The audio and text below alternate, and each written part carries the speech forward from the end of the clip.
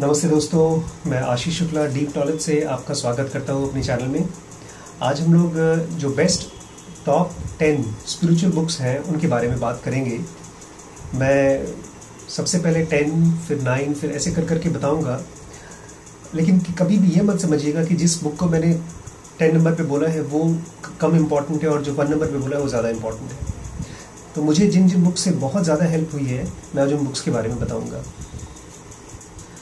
आज जो सबसे पहले मैं बुक आपके सामने रखने वाला हूँ स्पिरिचुअल बुक, वो है बीइंग मॉर्टल। इसको डॉक्टर अतुल गवांडे ने लिखा है। वो सर्जन थे और उन्होंने फिजिकल बॉडी के बारे में लिखा है कि कैसे हमारी बॉडी धीमे धीमे धीमे करते करते वो ख़त्म हो जाती है, मर जाती है। वैसे तो ये बुक बहुत ही डिप्रेसिंग लगेगी एक आम आदमी को, बिकॉज इसमें कोई भी उम्मीद, कोई भी होप नहीं मिलता आपको। आप इसको बुक को पढ़ेंगे तो आपको खाली यही मालूम पड़ेगा कि कैसे आपके लिए एंड में बुढ़ापा एक तरह का कर्ज की तरह है, बीमारी की तरह है, श्राप की तरह है। तो ये बट फॉरेनर्स इस बुक को लिखने के लिए, इस बुक को प्रिंट करने के लिए डॉक्टर अतुल गवांडे को एक बहुत फेमस इन्वेस्टर ने $5 मिलियन के करीब दिए थे। It's a very important book. अच्छा, फॉरेनर्स जब इस बुक को पढ़ते हैं तो बड़े डिप्रेस हो जाते हैं, बिकॉज उनको लगता है कि इसको पढ़ने के बाद ज़िंदगी में कुछ है तो नहीं, हम बस मरने वाले हैं। लेकिन ये बुक उनके लिए बहुत इंपॉर्टेंट हो सकती है जो स्पिरिचुअली ओरिएंटेड हैं, जो अपने आप को एनलाइटमेंट के बारे में आगे बढ़ाना चाहते हैं। सेकेंड बुक भी एक फॉरेन ऑथर की है, डॉक्टर ब्रायन वीस। इस बुक का नाम है मेनी लाइव्स मेनी मास्टर्स। और ये बंदा भी जब इसने किताब लिखी थी उस समय ये स्पिरिचुअल नहीं था, ये साइकेट्रिस्ट है। और इन्होंने सोल के बारे में बहुत ही इंपॉर्टेंट बुक लिखी। जब पहली बार मुझे बुक मिली थी तो मैंने सोचा कि ऐसे वैसे कुछ बुक होगी जो कहीं मास्टर किसी शिष्य के बारे में कुछ कहते होंगे, बट ये एकदम अलग टाइप की बुक है। इसमें पहली बार मुझे पढ़ के ऐसा लगा कि सचमुच में मरने के बाद आदमी मरता नहीं है, वो कहीं और प्लेन में जाता है। क्योंकि इसमें पास्ट लाइफ रिग्रेशन के बारे में डॉक्टर ब्रायन वीस ने बताया है। एक उनका पेशेंट होता है, कैरोलिन नाम की पेशेंट होती है, वो कैसे अपने पास्ट लाइफ में जाती है और किस तरह से अपने डेथ को बार बार एक्सपीरियंस करती है। आप इसमें पढ़ेंगे तो बिल्कुल विश्वास हो जाएगा कि जी हाँ, बिल्कुल आदमी मरता है तो भी मरता नहीं है, वो कहीं ना कहीं किसी और प्लेन में जाता है और फिर से पैदा हो सकता है। 7 नंबर पे मैं रखूँगा अपनी बुक अघोरा को, सॉरी कुंडलिनी। अघोरा तो इनकी सेकेंड नंबर की 3rd बुक थी। कुंडलिनी इस बुक को रखूँगा। ये रॉबर्ट सोर्डा ने एक नाम के एक फॉरेन ऑथर ने, जो इंडिया में आए थे और एक इंडियन अघोरी से जो शमशान में अपनी प्रैक्टिसेस करते हैं, उनसे कुछ प्रैक्टिसेस सीखे थे ताकि वो एनलाइटमेंट के बारे में आगे बढ़ सकें, सीख सकें। लेकिन बड़ी स्ट्रेंज चीज़ ये है कि ये विमलानंद जो उनके गुरु थे, उन्होंने अपना नाम चेंज करके इस बुक में लिखवाया है। वो नहीं चाहते थे कि कोई भी उनका शिष्य बने, वो अपना आश्रम नहीं बनाना चाहते थे। तो इस बुक को पढ़ करके मुझे बहुत क्लैरिटी आई थी कि कुंडलिनी शक्ति क्या होती है, कैसे रेज होती है और कैसे हम उसके ऊपर काम कर सकते हैं। 6 नंबर की बुक बहुत फेमस बुक है, बहुत लोगों ने पढ़ी है। इसका नाम है autobiography of Yogi by Paramahansa Yogananda. ये बहुत पुरानी बुक है। परमहंस योगानंद महाअवतार बाबा के लिनेज में आते हैं। इस बुक को पढ़कर जब मैंने पहली बार पढ़ा तो मुझे विश्वास ही नहीं हो पाया, बिकॉज ऐसे ऐसे चमत्कारी एक्टिविटीज़ बताई गई हैं, जैसे सोने का महल हवा में बन गया, अचानक अदृश्य हवा में से कोई इंसान आपके सामने आ जाता है। तो जब मैंने पहली बार पढ़ा था तो मुझे बिल्कुल विश्वास नहीं हुआ कि सचमुच में ऐसी कोई बात दुनिया में हो सकती है। लेकिन जैसे जैसे मेरी प्रैक्टिसेस बढ़ी और मेरे एक्सपीरियंसेस और गहरे हुए, मुझे लगा boss possible, it's all very possible. तो बिल्कुल आप पढ़िए। अगर कुछ भी बातें इसकी बातें आपको विश्वास में नहीं आती हैं, झूठ लगती है, फिर भी पढ़िए, बिकॉज अल्टीमेटली जब आपके एक्सपीरियंसेस गहरे होंगे तब आप उन पर विश्वास करना शुरू कर देंगे बाद में। सो 6 नंबर की बुक है हमारी autobiography of a Yogi by Vimalananda, by Paramahansa Yogananda. 5th हमारे आजकल के कॉन्टेम्प्रेरी मास्टर जग्गी वासुदेव की बायोग्राफी है और अच्छी बुक है, बहुत अच्छी बुक है। किसी और ने लिखी है उनकी बायोग्राफी। मैं ज़्यादा कुछ बोलूँगा नहीं। शुरुआत के चैप्टर्स में इसमें कुछ खास चीज़ें बताई गई हैं जो मुझे बहुत क्लियर हुआ कि कैसे जब आदमी प्रैक्टिस करता है शुरू के स्टेजेस में, या जब आदमी किसी मिस्टिकल पावर के साथ पैदा होता है शुरू में, तो उसको एक्सपीरियंसेस क्या क्या होती हैं। इवन जग्गी वासुदेव को समझ में नहीं आता था शुरू में, उनको चीज़ें दिखाई देती थी and he was not able to understand कि क्यों दिखती हैं उनको। बट धीमे धीमे जैसे उसकी प्रैक्टिस बढ़ती गई, उनको चीज़ें समझ में आना शुरू हो गई।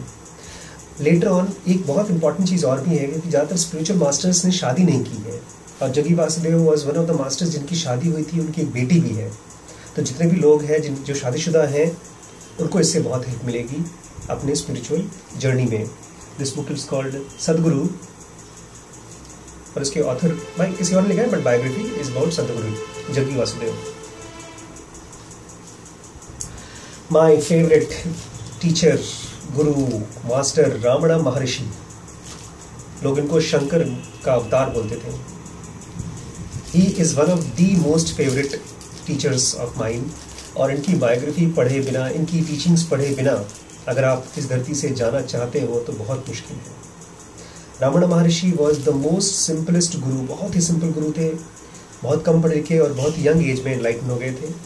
समाधि का जितना प्योर एक्सपीरियंस रामणा का है उतना बहुत कम मिलता है। उनके आश्रम में भी अगर आप कभी जाते हैं तो एक अलग तरीके का आपको एक्सपीरियंस आता है वहाँ। तो रामणा महर्षि की biography, teachings of Ramana Maharshi by Arthur Osborne is one of the most favourite books of mine. In top 10 spiritual books में मैं इसको रखूंगा। ये हमारी कृष्णमूर्ति, जिड्डू कृष्णमूर्ति की बुक, अब दो बुक्स आएंगी जो कि जिड्डू कृष्णमूर्ति की बुक्स होंगी। इसमें कि सबसे पहले ये थिंक ऑन दीज थिंग्स, इसको टॉप 100 स्पिरिचुअल बुक्स में इसकी गिनती होती है। कृष्णमूर्ति ने इसमें, देखिए बहुत से लोगों से बात करते थे कृष्णमूर्ति, बड़े लोगों से, फेमस लोगों से, फिल्म स्टार्स से, पॉलिटिशियन से, लेकिन ये बुक बहुत स्पेशल है बिकॉज इसमें उन्होंने किसी बड़े आदमी से बात नहीं की है, छोटे छोटे बच्चों से बात की है। छोटे बच्चों के क्वेश्चन बहुत क्लियर होते थे और इनके आंसर्स भी बहुत क्लियर हैं।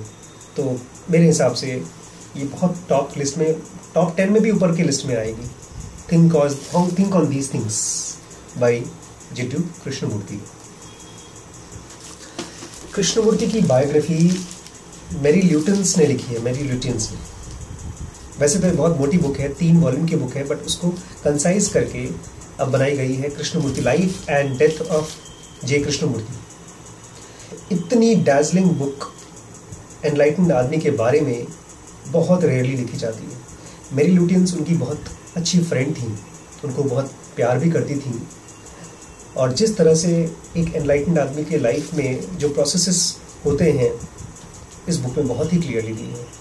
देखिए, जब अगर आप एनलाइटन होना चाहते हैं और एनलाइटन आदमी के लाइफ के अंदर झांकते हैं तो आपको बहुत सी नई नई चीज़ें मालूम पड़ती हैं कि आपके साथ क्या हो सकता है या क्या क्या नहीं हो सकता है। उनकी मुश्किलें आपको समझ में आएंगी, किस तरह से जहाँ पर हम और आप पीछे मुड़ जाते हैं अपने प्रैक्टिसेस में, वो एक स्टेप आगे जाते हैं। इस तरह की चीज़ें आपको कृष्णमूर्ति की इस बायोग्राफी में ज़रूर मिलेंगी। तो please read this if anybody wants to go very far off in spiritual practices. ये बुक पीजे सहर की है, कॉन्क्वेस्ट ऑफ सफरिंग। मार्केट में अवेलेबल नहीं है, खाली मेरे पास अवेलेबल है, और वो भी बड़ी किस्मत से मुझे मिली थी, पता नहीं कैसे मिल गई। शायद मैं बहुत चाहता हूँगा दिल से कि प्लीज़ प्लीज़ मुझे मिल जाए, इसलिए मुझे मिल गई।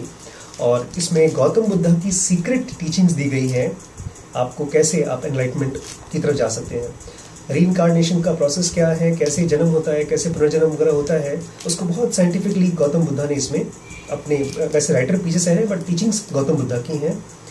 कॉन्क्वेस्ट ऑफ सफरिंग किसी को भी चाहिए हो तो मुझे कांटेक्ट करें, मेल करें, मैं उसको इसकी सॉफ्ट कॉपी मेल कर दूंगा।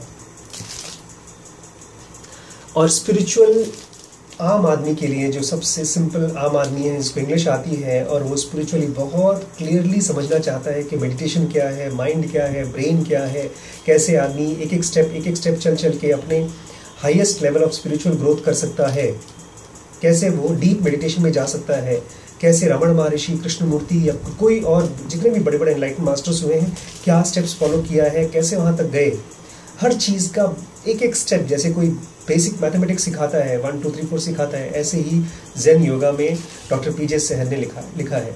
और खाली इतना ही नहीं, इस बुक के आने से मेरी लाइफ में चेंज आना शुरू हो गया था।